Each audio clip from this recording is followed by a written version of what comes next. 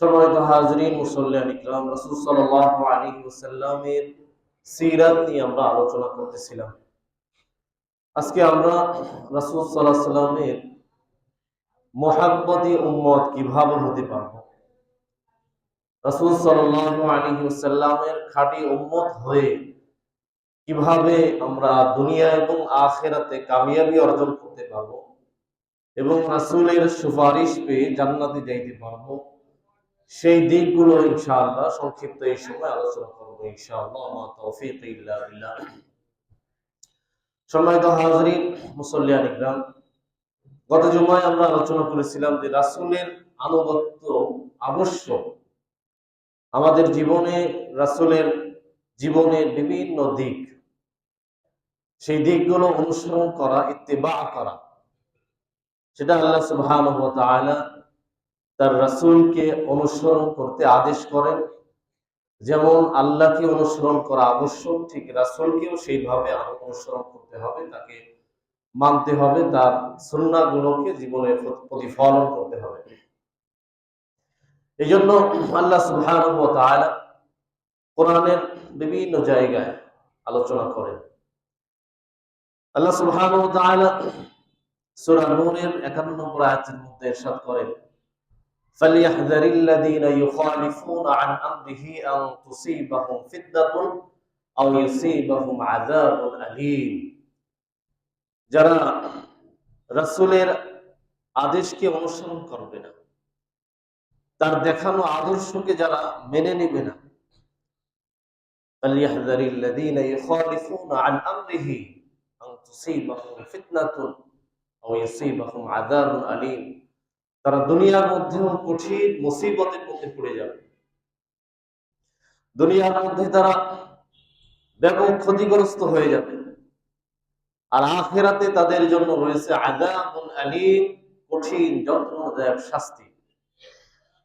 তার মানে রাসূলের আনুগত্য যদি থাকে, তাহলে দুনিয়া ওই ব্যক্তির জীবন হবে শান্তি এবং নিরাপত্তাময়, আল্লাহর রহমত তার উপর আসবে।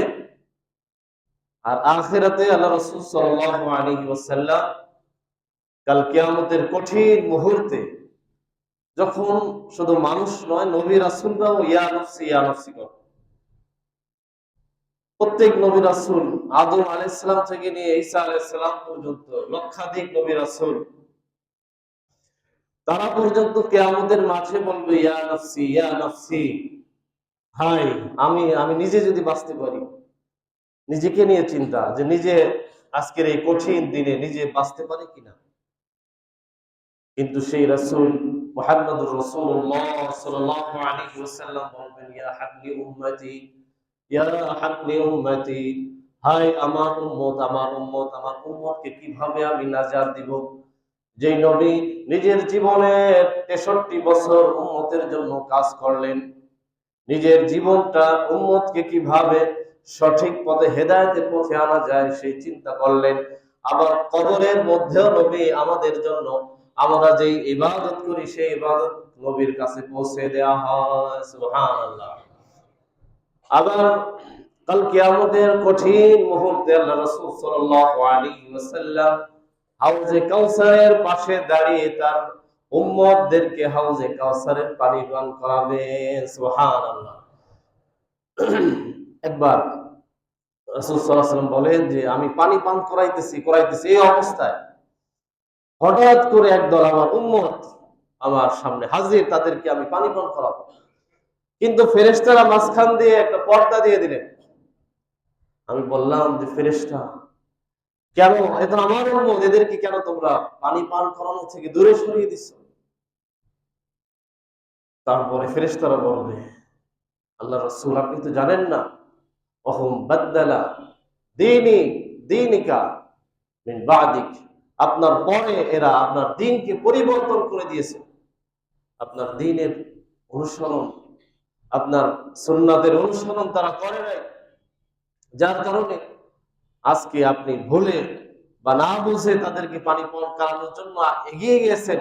আসলে তারা আপনার খাঁটি উম্মত নয়, আপনার প্রকৃত আশিক মুহাব্বতের উম্মত এরা নয়, আল্লাহ রাসূল বলবেন যে সুহকান সুহকান লিমান গায়্যারা বাদি, তোমরা যারা আমার আদর্শকে অনুসরণ করো নাই আমি চলে আসার পরে কিয়ামত পর্যন্ত যারা এই ধরনের আমার আদর্শের অনুসারী ছিলে না, অতএব তোমরা দূর হয়ে যাও, দূর হয়ে যাও, তোমরা জাহান্নামে নিক্ষিপ্ত হয়ে যাও। নাউযুবিল্লাহ। রাসূল সাল্লাল্লাহু আলাইহি ওয়াসাল্লামের কিছু উম্মত জান্নাতে যাবে, রাসূল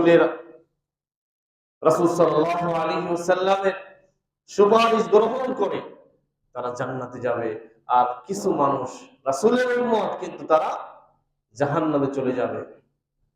আল্লাহ রাসূল নিজেই তাদেরকে জাহান্নামের দিকে সরিয়ে দিবেন, ঠেলে দিবেন এবং ফেরেশতাদের হাতে দিয়ে দিবেন যে যাও এদেরকে নিয়ে যাও জাহান্নামে নিক্ষিপ্ত করো, এবং ফেরেশতারা তাদেরকে লাঞ্ছিত অপমানিত করতে করতে গলায় রশি লাগিয়ে ছেঁচড়াইতে ছেঁচড়াইতে জাহান্নামে নিয়ে যাবে। নাউযুবিল্লাহ। এইভাবে যেই উম্মতরা রাসূলকে তাদের জীবনে প্রত্যেকটা ক্ষেত্রে বাস্তবায়ন করে নাই, কাল কিয়ামতের কঠিন মুহূর্তে তাদের আমলনামাকে ওজনই করবেন না আল্লাহ তাআলা। তাদের আমলনামা যেটা সেটা আল্লাহ তাআলা যে মিজানে পাল্লা দাঁড় করাবেন সেখানে আনবেনই না।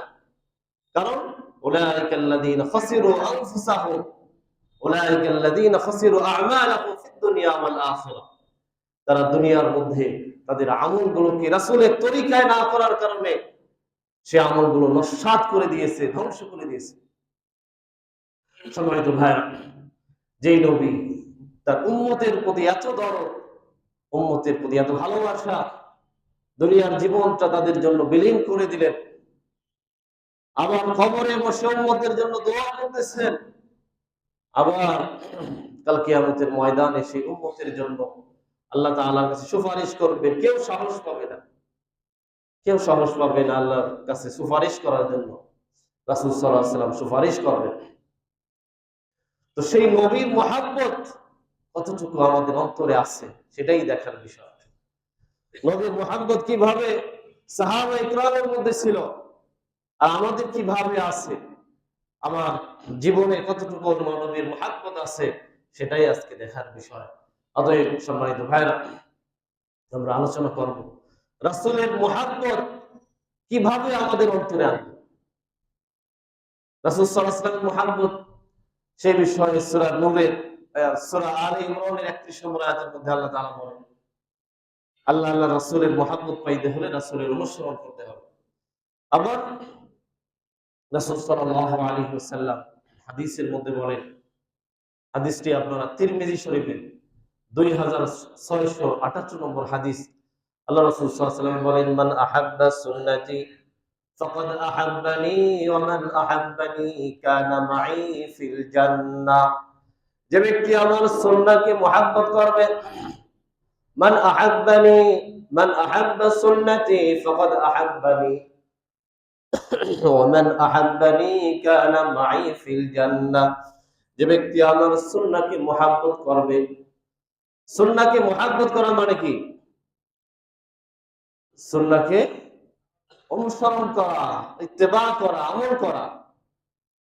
মান আহাব্বা সুন্নতি ফাকাদ আহাব্বানি, যে আমার সুন্নাহকে ভালোবাসলো সেজন্য আমি নবীকে ভালোবাসলো, আর যে আমাকে ভালোবাসবে সে আমার সাথে জান্নাতের মধ্যে থাকবে। সুবহানাল্লাহ। তিরমিজি শরীফের হাদিস।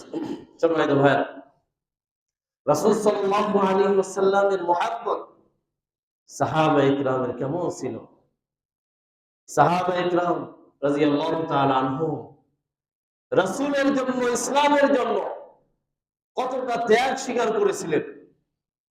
নিজের বাড়ি ঘর, জমি জাতি, গোষ্ঠী জ্ঞাতি, আপনজন সব ছেড়ে মক্কা ছেড়ে মদিনায় চলে গিয়েছিলেন। এর থেকে বড় স্যাক্রিফাইস আর কি হতে পারে বলেন? এতটুকু ত্যাগ করতে পারবো আমরা? আমরা তো 1 ঘন্টার জন্য সময় দিতে চাই না, সঠিকভাবে নামাজই পড়তে আসতে চাই না। নামাজে আধা ঘন্টা সময় লাগবে, এই নামাজের সময় আমরা দিতে পারি না। তাহলে কিসের মহব্বত, কিসের ভালোবাসা? অথচ সেই রাসূল সাল্লাল্লাহু আলাইহি ওয়াসাল্লাম জীবনের শেষ মুহূর্তেও 1 ওয়াক্ত নামাজ ত্যাগ করে যান নাই। সুবহানাল্লাহ। রাসূল সাল্লাল্লাহু আলাইহি ওয়াসাল্লাম অসুস্থ, উঠতে পারতেছেন না, বারবার বেহুশ হয়ে যাইতেছেন মৃত্যুর আগে। এই অবস্থায় রাসূল বারবার মসজিদের জানালা খুলে দেখতেছেন যে সাহাবায়ে কিরাম মুসল্লিরা সবাই জামাতে হাজির, কিন্তু শক্তি নাই।